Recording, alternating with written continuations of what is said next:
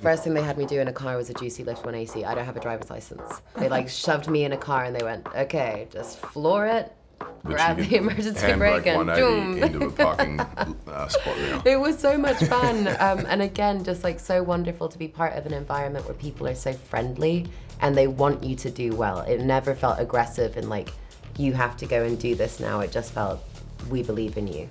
We're gonna be here to support you.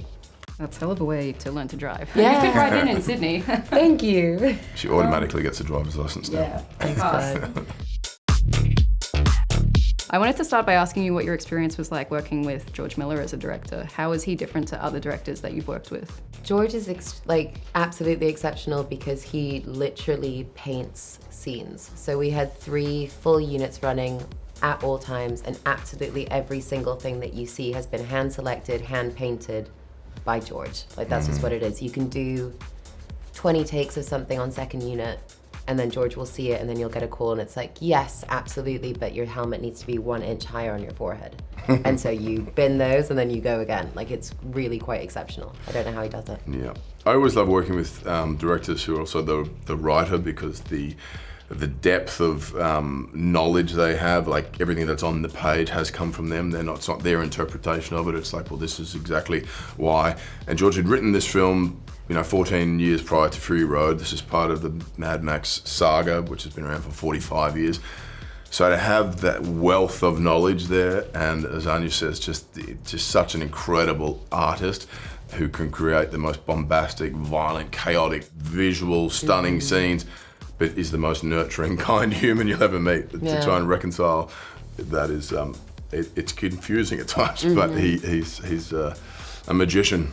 And Anya, you're portraying a character already made famous by Charlize Theron. Did you kind of go back and study her performance, or did you try to avoid it so you could like make it your own? Yeah, I watched Fury Road one time at maybe a year before we shot it. And then from that point on, I only watched the first 10 minutes of that film just to study the filmmaking element of it. Like our shots are longer in this movie, but it helps you understand how things are gonna be stitched together. Again, 3 units, we're stitching absolutely everything, and so that helps you as a performer.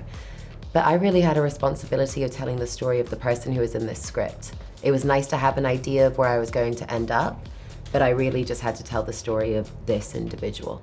I know also that you've talked in the past about how action is like a way to understand character. And this movie has a great action sequence, the Stowaway to Nowhere. I'm wondering what you think that action sequence like reveals about Furiosa. Oh, it was massive. You've been seeing kind of her resourcefulness, yes, throughout the film, but up until that point, you don't really understand that she only ever has to learn something once. You don't understand the level of her resourcefulness, and we kind of used Stowaway as to give you a picture of who this person was, to understand like what she had become in the time that she'd been away from the Green Place. And it was an extraordinary sequence to film. We shot it for 78 days.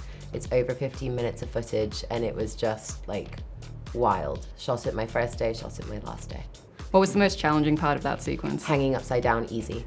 Like the second I remember, like when I finally got like behind the wheel and like behind the cowcatcher, I looked at Tom and I was like, oh my God, I made it.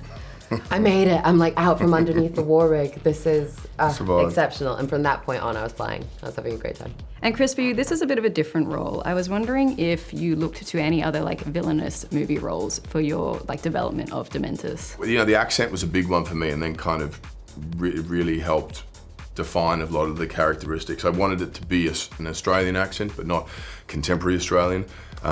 So my grandfather's era, there was a lot more kind of nasality to the way they spoke, and he particularly had this kind of, how you going, sort of voice and vocal quality. And then that immediately kind of changed my posture and kind of allowed me to kind of move and present myself in a different way. You crawled out of a pitiless grave deeper than hell. Only one thing's gonna do that for you. What was it that helped you like get right into his head? Was it that? Yeah, it was. I'd had the script for about 2 years, and normally you have a pretty immediate impression of how it should be, and I was like, oh yeah, it'll come to me, and 2 weeks out, it's not there. And George suggested I do some journal entries as the character, and in the middle of the night I woke up and started doing that and didn't think too much of it.